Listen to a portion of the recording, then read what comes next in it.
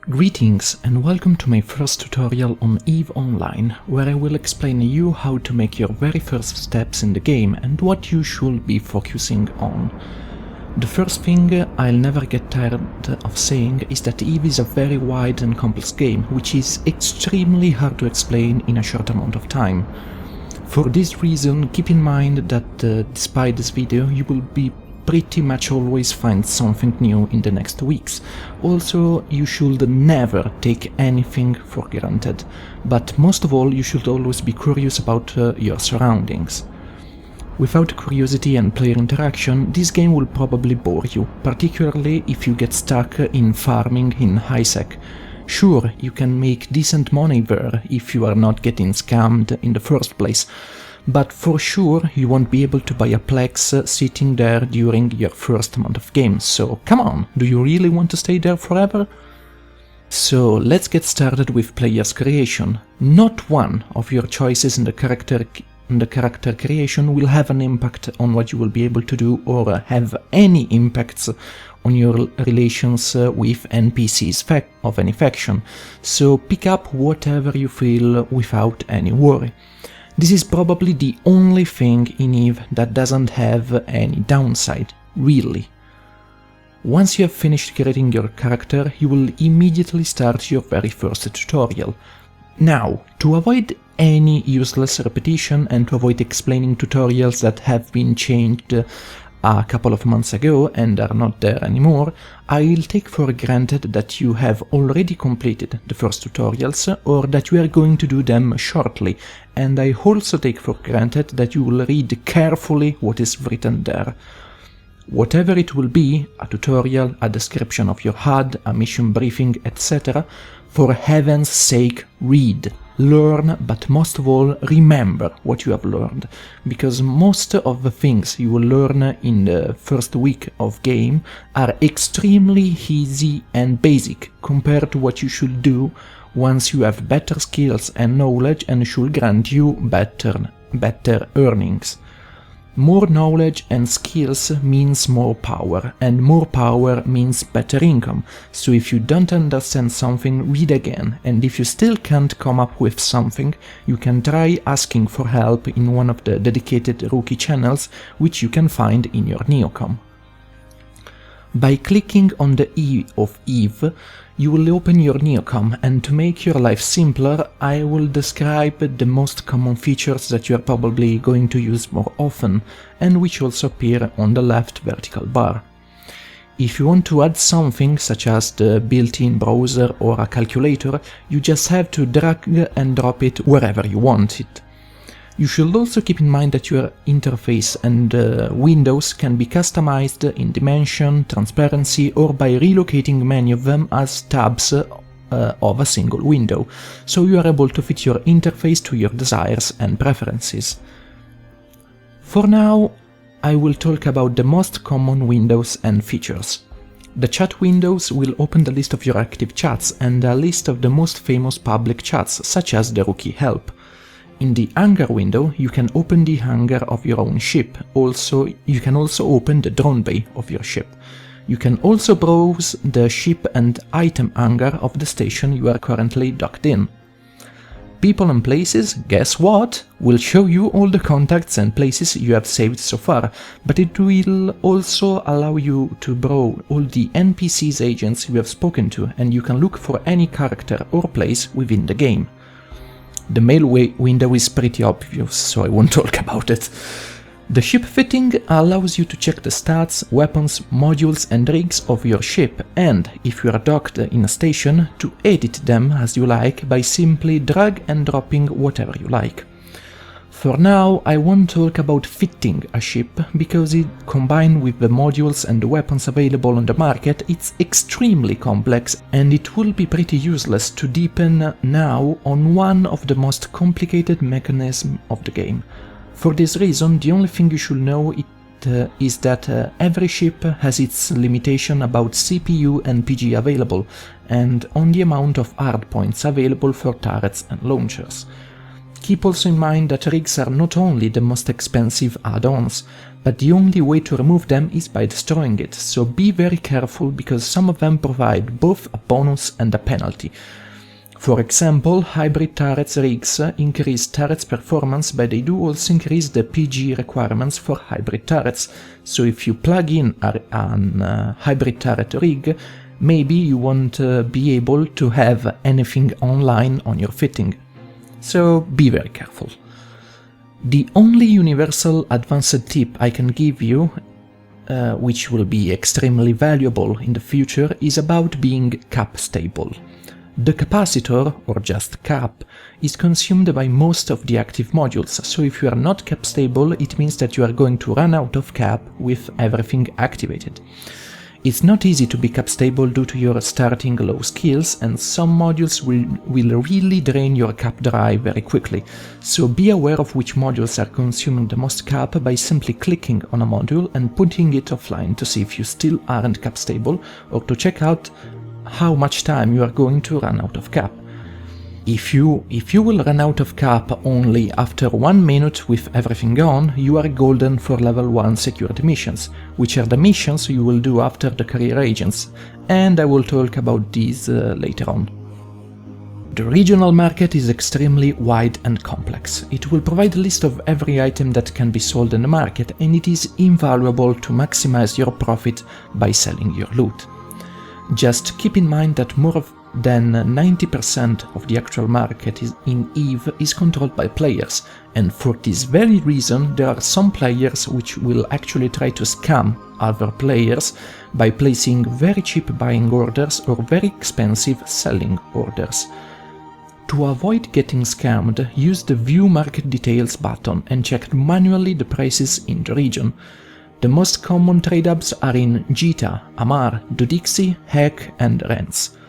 Also, if you are not quite sure about what to fit next, you can also just explore the market, especially in the ship equipment, ship modification and ammunition sections, so you can have an idea about what to try to fit next, or ask away why you should use something instead of something else.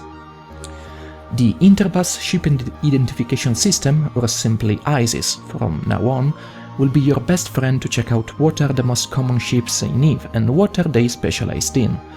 I must remind you that the race and bloodline you have chosen at the game start will not limit what you will be able to fly in the future, so just have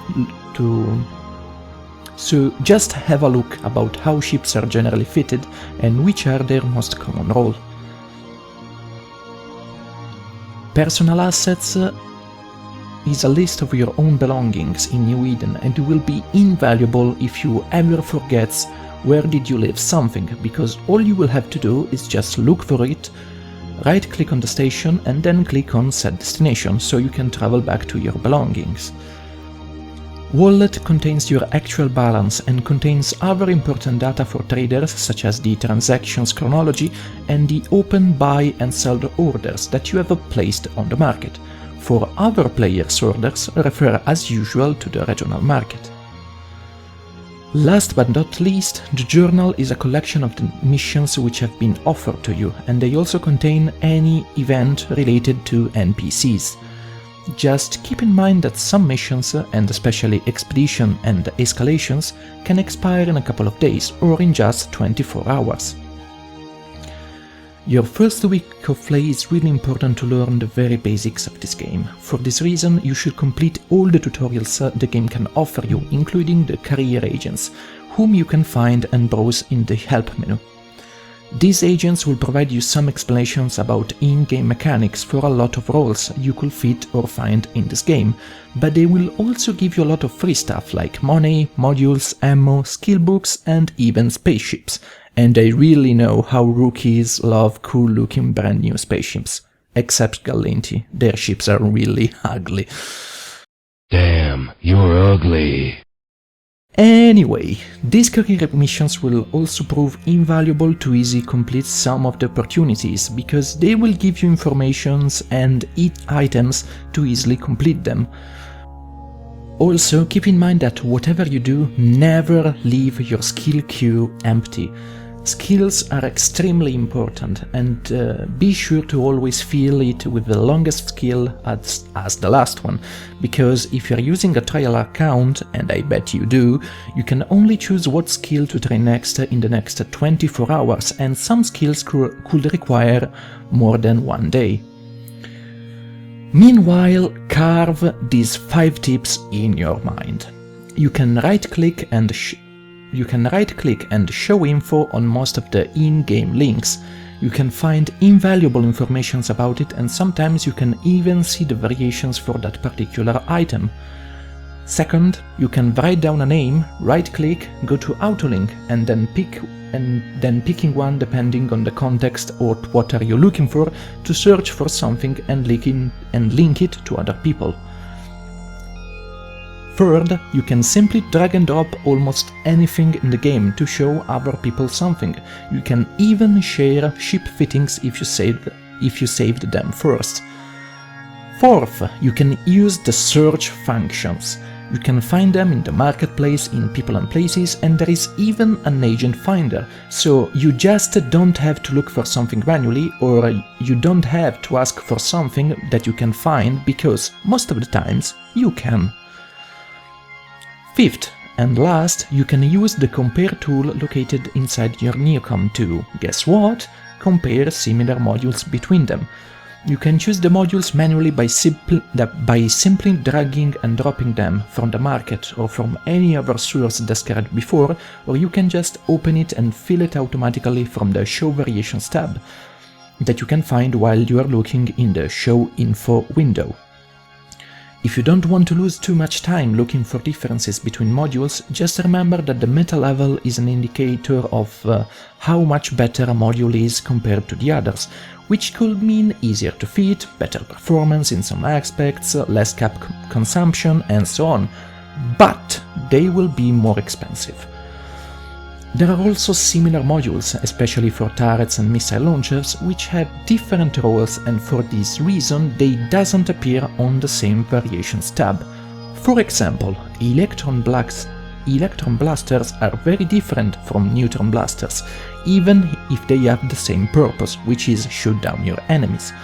So use this tool to compare those items with the same meta level but with different roles to spot these differences, such as tracking, optimal range, rate of fire, damage modifier, and so on. These 5 last tips are your best friends because they are invaluable for any player, even for the eldest, and can prevent you from annoying people with silly questions. I'm not saying that you should not make any question at all, just try to avoid repetitive, trivial questions or simply asking for something which can be easily answered by using one of the previous functions, mainly because you can really annoy people despite their goodwill to help you if you are too repetitive. Bear in mind that you start playing in high security space, aka HiSec, where your protection is granted by Concord Police as long as you are in systems with a security level ranging from 1.0 to 0.5 included.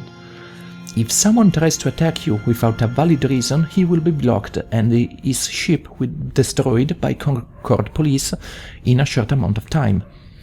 He will still be alive in his pod, but he will lose his ship. Note that being at war with your player-made corporation is considered a valid reason to start a fight, and Concord will not intervene even in HiSec. Keep in mind that your actual ship is always containing your pilot in an escape pod, or just pod. So once your ship is destroyed, your pod will be ejected, and you have one last chance to save your actual ass by warping away to any celestial or station before the enemy manages to lock on you again. If you do not warp away immediately, your clone is probably going to be destroyed with any augmentation you have plugged in, and you will be reawakened in your home station. For default, it was the one in your starting system. Oh, and if you're wondering what are augmentations, I'm not gonna talk about them because you are probably going to lose them the next time your pod will be destroyed. I'm not telling you about the augmentations because I don't want you to let you waste your money, even if they are darn useful, believe me. In low security space, aka low-sec, there is no police and there are just sentry turrets next to gates and station, so if someone will attack you while you are inside a mission site or an asteroid belt, you will have no help from any NPC. For this reason, stick to high-sec systems until you are used to EVE commands and mechanics, because once you get out of high-sec, if you are alone, you are probably going to get ganked. EVE is a game based on opportunities and risks. In high-sec there is a low risk and consequently low income. In low-sec there are greater riches, but they are better guarded by NPCs and sometimes even by players. So remember what CCP sang at EVE's 10th anniversary with a song called "Killing is just a means of communication." We are doomed to fight for resources and power, so if I shoot you in the face, I'm sure you will understand. So, it's dangerous to go alone, so if you find a pretty good corporation or a group of people who looks to roam together in a fleet, there is absolutely no problem to roam with elder players and start learning player versus player, also known as PvP, mechanics such as scouting, probing, tackling, and so on. Don't even think about solo PvP in low-sec until you max out most of your skills and get some small gang experience. Just keep in mind that every time you fly through low-sec you are basically asking for PvP, and you must have enough money to replace the ship you are probably going to lose. Last but not least, avoid using autopilot both in high-sec and low-sec, because it will make you an easy target for those 10 or 15 kilometers while you are approaching the gate or the station. Warping manually at 0 or just using the dock or jump to command is always the best course of action in both high and low sec, so be sure not to be a newbie easy to notice target and then blow up with a single strike. Trolls and scammers could lurk anywhere, so as long as you keep your safety on and you don't believe anyone who tells you that it's safe to loot from a yellow container after deactivating the safety when the game actually tells you that it is an illegal act, you will be fine. Also, this scam is in fact so popular that is known as can baiting, and it is a notorious grift tactic used against new players. By the way, keep in mind that attacking a suspect, the one with a yellow skull, or a criminal, the one with a red skull, is not an illegal act, but if you dare to shoot him, he can return fire to you without Concord intervention, and likely kill you because of your poor fitting, low experience and skills. If your ship gets destroyed, you can have a new rookie ship by simply docking in a station where you have no other ships available, and that's one of the reasons why rookie ship sucks badly. This completes my first tutorial on EVE Online. Leave a like if you like it, dislike if you dislike it, and leave a comment if you have any question, you noticed something has changed since the release of this tutorial, or if you have any suggestion for the next video. I hope I haven't bored, and to be honest, it was pretty challenging for me to record this commentary with another language different from my native language. So with that said, thanks for watching and fly safely until I see you in my next video. Bye bye!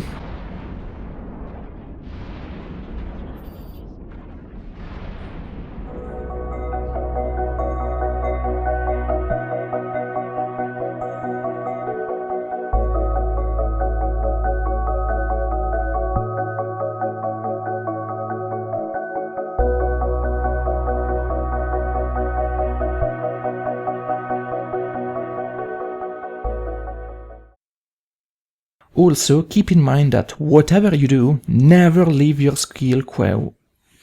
Come cazzo si pronuncia?